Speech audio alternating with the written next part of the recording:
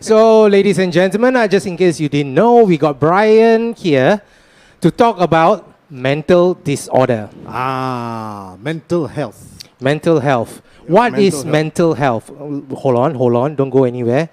We're going to ask the question. You just type at the comment section, yeah? Folks, now remember to like and share our page. Yes, please thank you very much. Also, COVID is on the rise. Please cover your face, wash your hands, yeah? All right, Brian. Yep.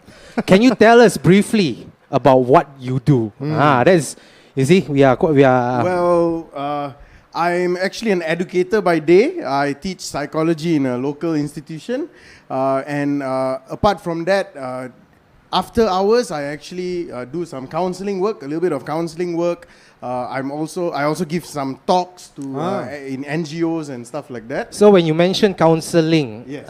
So can they, the viewers out there, contact you directly? Yes, definitely. I'm always here to help. Yeah, and speaking of counseling, I think it's very important for if people need help for them to actually reach out to, maybe not me, but whoever else that you feel comfortable to talk to. Okay. Yeah. Right. In Penang, there is Good Shepherd. Yes, you mentioned Good Shepherd. You worked there before also, right? Yes. And also Befrienders. Befrienders. Yep. I'm actually an active member with Befrienders. Is a suicide hotline where people can call and talk about their problems. We offer emotional support to anyone who needs it. Yeah. You see, folks, it's basically a silent killer. Some of you doesn't know, or you won't know it's there. Everybody is imprinted with something else. Am I right, Brian? Yep, that's true. Okay, so tell us more about what do you do? What else? I love like cooking and all that. Oh, okay. Hobbies, yeah. I love to work very hard and I love to play very hard. Yeah, I go to the gym a couple of times a week just to Wait! Before you go anywhere, his favorite gym. What gym is that? Oxygen Fitness. Yeah. I mean, I always find time to work very hard, and we need a balance in life, I feel. Okay. Very true. I think that's the most important thing, right? Balance. Yes, I think it's very important for each and every one of us to have some outlets where we can actually go and de-stress and all that. Especially now, the COVID and all that. It's so very what has the COVID done to the people? Well, has the callings been more more often, or of course there's an increase in callers that call pertaining loneliness. There's also an increase in a lot of people losing their jobs. Losing their jobs, burnout, because some people who have their jobs still find it difficult to adapt. I mean, earlier on it was a difficulty to adapt, but now I think it's more difficult to get back to work. That kind of hurdle. And of course, it's worse for people who have lost their job. Yeah. Oh, I see. Okay. Now, talking about mental disorder, what are the common? You can let us know some of the common mental disorders that you have seen, or you have witnessed, or you have experienced? Well, I think it all boils down to stress, because when we talk about mental disorders, a lot of times we can quote so many mental disorders, depression, anxiety, ADHD, and whatever else. But I would say in today's pressing time, I would say the number one thing, or rather the two main ones, would be anxiety and depression. I would say these are problems that, regardless of a lot of whatever disorder or whatever problems you have, the feelings relating to anxiety and depression will relate in any one of our lives. We all go through anxiety, anxious feelings, sadness, intense sadness, and so on. So I would say probably anxiety and depression. Anxiety when there's excessive stress until the point where you worry too much, especially during this COVID situation. Actually, like when you mention anxiety, right? Some you see back like our elders lah. You tell them that you have anxiety, they won't say that you have anxiety. They say, "Come on lah." It's just they'll laugh at you, right? Especially man up, man up. man up to it. But actually, in silence, that some particular person is suffering from anxiety. Yes. Nowadays we can function like camouflage, like a camouflage. When online, you can see these people, they will be posting like, hey, I need some help. Life sucks. Especially because I work with young people, they always put, yeah, life sucks and blah, blah, blah. But when you see them real life, they are like the life of the party. They are like enjoying life. They're these kind of things. And it begs the question, what are these people actually feeling deep down inside? Yeah, so because they can camouflage they wear it. masks. Yes. Yeah. Yes, they wear masks, and so that's why there's really no way for us to look at somebody and know, oh, this person has a mental disorder. Mental disorders are something that most likely, in a lot of cases also, the mild ones go unnoticed. Yeah. Only when very severe, then they start taking to a psychologist, a psychiatrist, and so on. How is it severe? It's severe when it starts interfering with their daily life, and it's a little bit. Okay. They can't function properly. They can't function in daily life. For something to be a disorder, there needs two things. Okay. One is it needs to interfere with their daily life. Okay. And the second thing is it needs to cause them significant distress. So that means significant negative kind of emotions, feelings. That's what we call distress. Yeah, I see. So how do you think people see mental health as a whole in Malaysia? Like just now we said, the older generation, you talk about mental health, they say, nah, come on. Yeah. But I think the society nowadays can accept it more openly. What do you think? Yes, I definitely, because you can see around Penang, because I can speak for Penang and KL because these are the two places that I've lived in, and I can really see there's a lot of NGOs, there's a lot of initiatives by the government that actually encourage mental health advocacy. And although there's still a stigma where some people feel, if I go to a psychologist, cannot. And you notice people say cuckoo. People say crazy. If I go and see a counselor, people think I'm crazy. But let me tell you something. When you have a fever, you're not shy to go to the doctor. In fact, you flaunt that MC at your workplace, right? Yes. So that kind of thing. When you have a fever, you go to the doctor. So when you have a problem or mentally, maybe you don't have such a big problem, but you need an outlet for your emotions. Then perhaps seeing a counselor and all that would be good. To address your question earlier, where you mentioned what is that? As a whole, Malaysians. Generally, how people see mental health. Well, generally, people see mental health as there are two kinds of people in Malaysia. I noticed that nowadays people are a little bit more accepting, but there are still some people who still are adamant and say no. No such thing. No such thing. So they either believe in, let's say, what is that? Religion, or let's just keep it in. Don't express yourself. Is it because it's harder to quantify? Let's say you have a fever. Oh, 38, you have fever. Exactly. Yes. Yeah, because mental disorders like. There's a very fine line between it's subjective, right? Yeah, it's very subjective. So when you go to a licensed psychologist, then they can actually diagnose you and they will see your symptoms. Okay. But sorry. Before we go in to see a psychologist or we go and see a counselor, how do one know that he has a problem? That person, how does he find out that let's say he has anger management is very easy. People will see already straight away the first snap.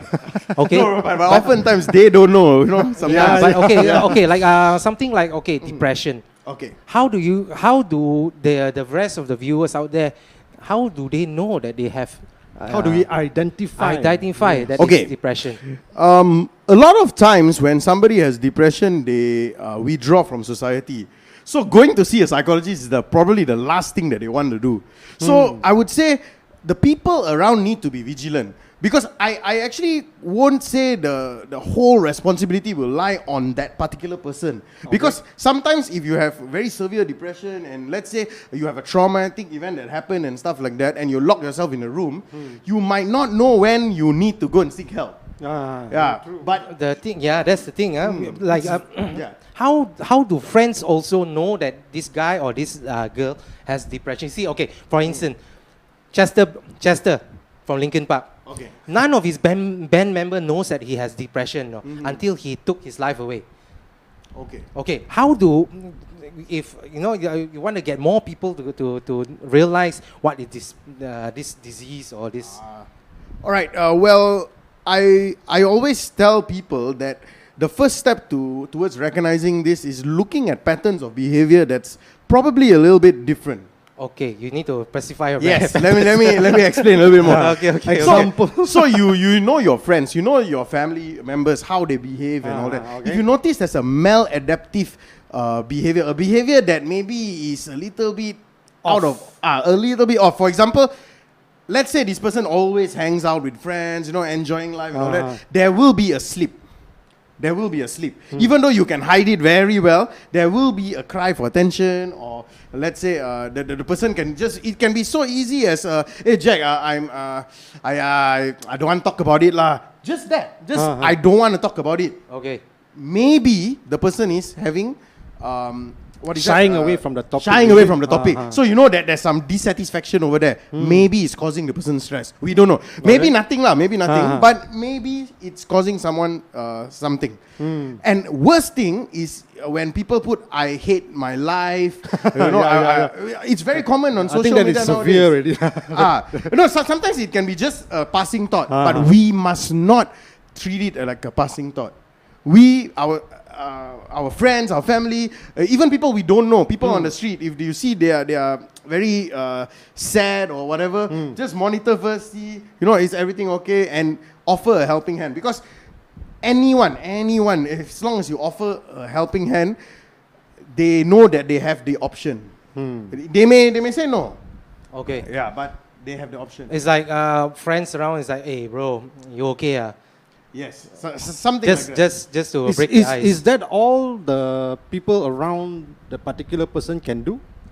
Well, if it gets quite severe and let's say the person is in, withdrawing from everybody, or let's say the person has an anger problem, like a really severe anger problem, and let's say he's hitting his wife and stuff like that, then we can get appropriate help from the appropriate parties, such as counselors. You can also, like if it's violence and all, you have to call the police first.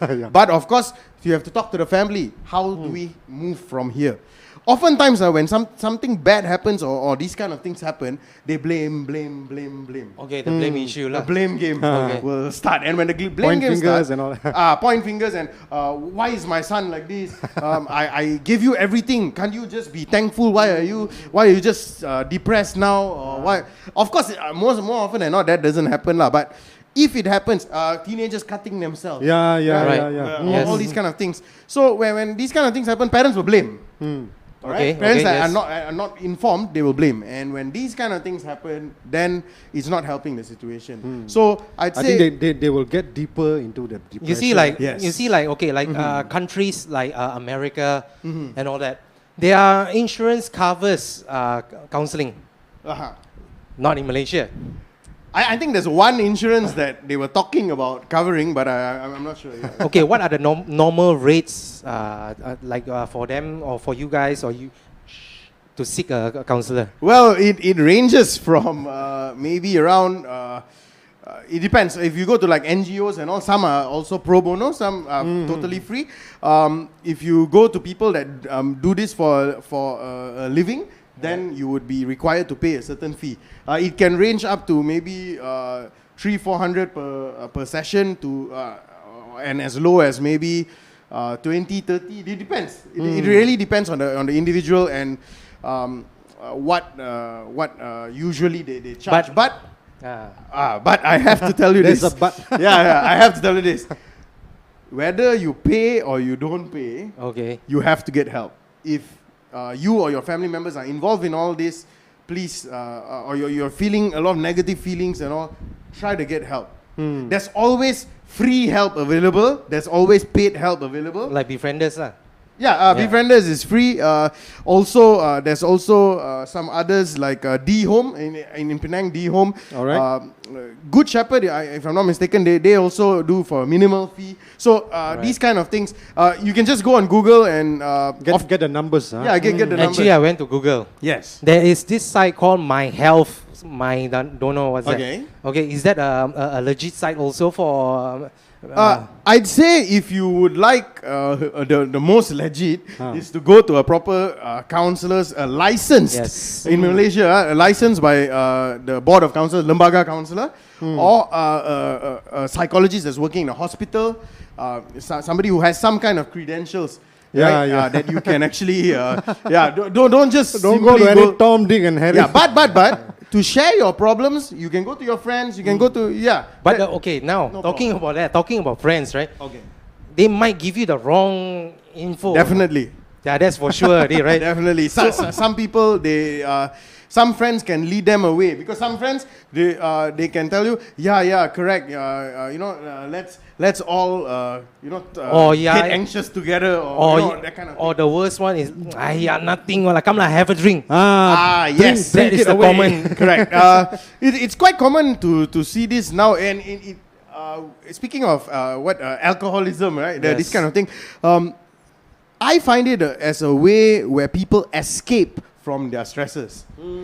It may not be, I am very stressed out, I will go into the habit or whatever. Okay. But like any other habit, it calms your nerves, or it's something that's reinforced. It's the behavior that's reinforced. Stimulant. Yeah, as you need. No, but alcohol is a depressant. Oh, okay. Yeah, alcohol is a depressant, not a stimulant. Oh.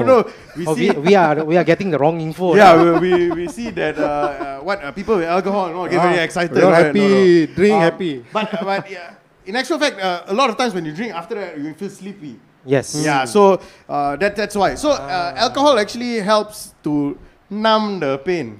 I've heard this many times. Yeah, I've dealt with some people who have this kind of issues, and a lot of times they say it numbs the pain, but it does not make the problem go away. It doesn't solve the problem. Because when you consume alcohol, yes, maybe you're talking about a problem and all that.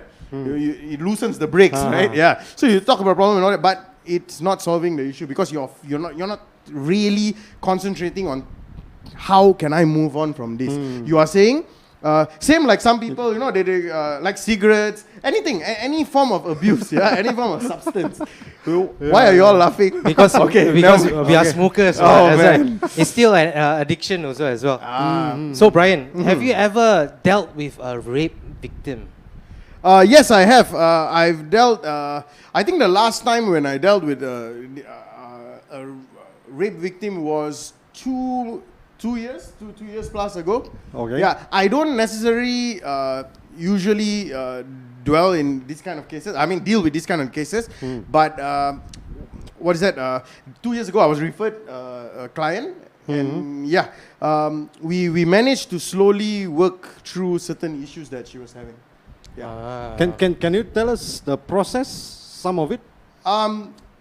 Well, usually when it comes to these kind of things, it's a very delicate way of handling it, and every single person is different. Yeah. So what usually I do is I explore the situation, the thoughts, their feelings, their behaviors, and how they are. Do they blame themselves? I think some of the victims, they blame themselves. They feel ashamed and all that.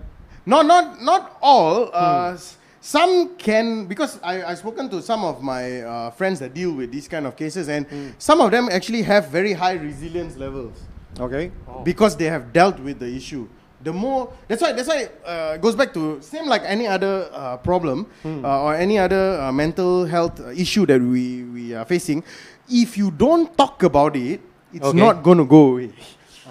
You have to talk about it. So when they talk about it, of course at first it's very difficult and all that, but I would say for the rape victim, is I like to deal with it same with like any trauma and any what is that client of mine that have gone through trauma and all that, because we talk about the issue. We talk about what are the underlying feelings that are there.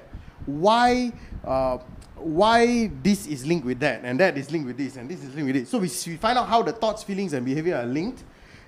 We don't give solutions. All right. Okay. This is something quite interesting. This is a misconception, because one of the reasons why some people say that how come therapy is not working? Because I want answer. I went and talked my whole life with it, then the counselor or the don't person give you any don't want to give you any answer. Well, let me tell you something. If let's say you come to me, let's say you have an argument with your parents, and I say, hey, why don't you tell your father blah blah blah blah? Okay. And you actually go home and you tell your father the blah blah blah that I told. Your father takes the belt and hits you until it bleeds.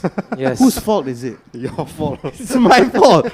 So that is why we have to a counselor a counselor, a psychologist and all that, we can work through the problems together with the client. But we don't tell them what to do. Of course, we do tell them what to do in terms of like relaxation, maybe homework, that kind of thing. But we don't tell you like you should do this and then that and then this and then this, because it's not gonna help. Okay. Now, there's a lot of people say, okay, like a friend of mine, I'm in the one in trouble. I go to Jack. Hey Jack, I'm in trouble. This blah blah blah. I give all the this. Jack will say, hey, think positive, brother. Everything will go fine. Okay, thinking positive. All right. Is thinking positive a good thing? Obviously, it's good. Then negative, But will it help a lot? Will it help? How big is the impact? Actually? How big is the impact actually? Okay, the impact is it varies from individual to individual. Some people can take all this. Like say, if I'm having a bad day, Jack comes and tells me, hey, don't worry, everything will be fine, and it's not a big deal. I know I can handle it. Then it's okay. All right. Wait, before that, stress. There's two ways of looking at the stress. Okay. All right. Stress is dependent on these two factors. One is how big the stressor is. All right, how you perceive the stress as big or not. And the second thing is how much resources you have to combat the stress. Okay. If you have enough resources to combat the stress, all this positivity and all that will just boost that and you can handle it. But if you have zero? If you are already like rock bottom and all that, no matter what people say to you, it may not work as much as they just keep quiet and hear you out. It's like now at the period of time during COVID-19, people lost their job. Then one fella just come, hey bro, think positive That's the worst advice you should give, right? That's true. That's true. Common phrases that we use for this kind of thing is like, I'm here for you. Have you eaten? Have you eaten and all that? Usually we ask when we go, like, let's say you go when somebody passed away, right? You visit the family. Don't go and tell them everything will be fine. The person is with God. All these things is. This is personally from me This is what all the older generation will say, Even younger generation sometimes, that's what I would say. They're trying to console, but he or she is in a better place. Yeah, when you say these kind of things, we don't know the family's mentality. Thoughts at that time. So they may be angry with the God, and when you say, "Don't worry, the person is with God," and the person gets angry. How does it help the situation? The person is in a better place. The person turn around to you and say, how you know? That's it. That's it. Yeah. So it creates a lot of unnecessary stress. So the best is to talk about something like, have the funeral arrangements be made? Do you need, if you need any help, I'm here for you. That kind of thing. Buy food for the family. This kind of thing. So likewise, in what was the earlier thing that we mentioned? Which one? Alcoholism? No. Being positive. Being positive. So in any situation, to give positive affirmation is okay. Okay. But assess the situation first. Try to see whether what you are saying is for yourself to just be the nice guy or what, or are you really helping the problem? If you are really helping, you will listen. And that is why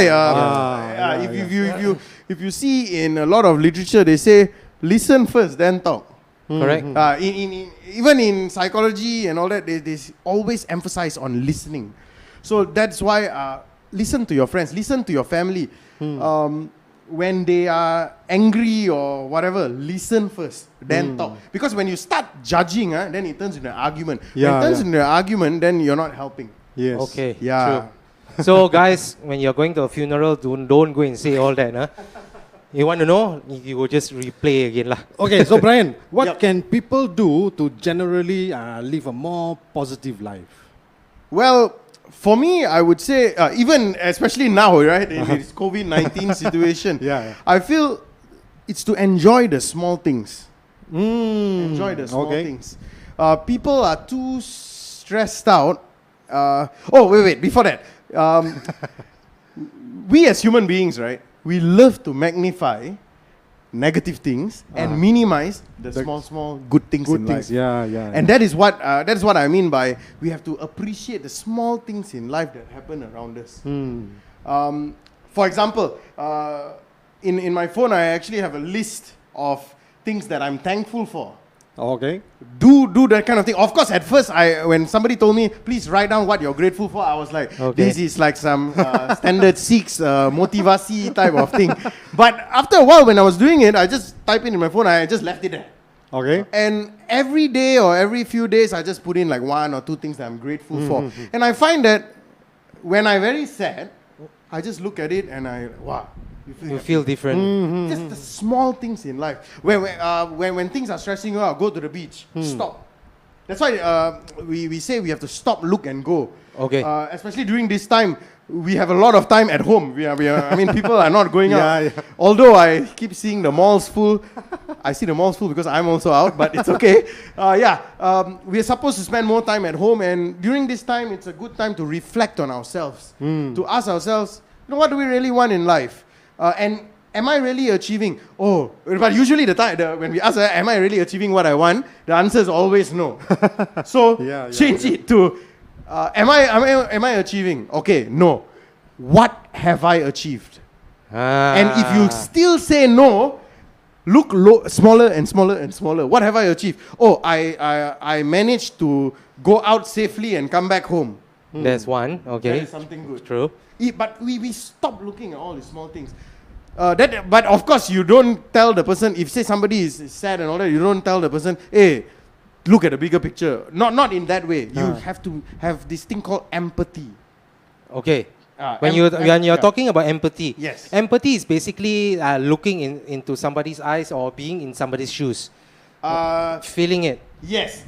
It's to really understand how to be, or I won't say really understand, really try to understand, what it's like to be in another person's shoe. So when you are in those kind of situations, of course you cannot understand what the person is going through. I also, as a counselor, I cannot understand what you're going through. However, I can empathize with the feelings that you are having. For example, you lost your job.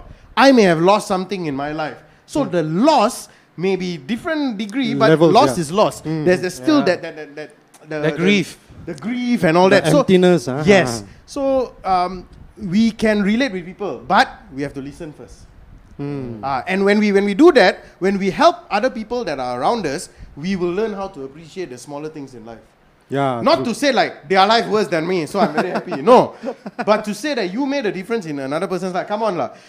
To have a lot of money and stuff like that, but not have people at your deathbed to appreciate you. What is the point of that? So that's why, like for me, I have this thing where I always tell myself when I'm going through a very stressful moment. Okay. I always tell myself three things: I am good, I am lovable, and I'm blessed. Okay. I'm blessed because I have a life, I have a career, and blah blah blah. Okay. I have enough family, all these things. I am lovable because I have friends. I have people around us, around me, and likewise for all of us. And the first one is I am good. This is something that is very important. A very renowned psychologist once told me. He's a psychologist in KL. He told me, always tell yourself that you are good. Because that is the most important thing. Because when you lose a job, what will you think? I am not good. When you fail an exam, what will you think? I am not good.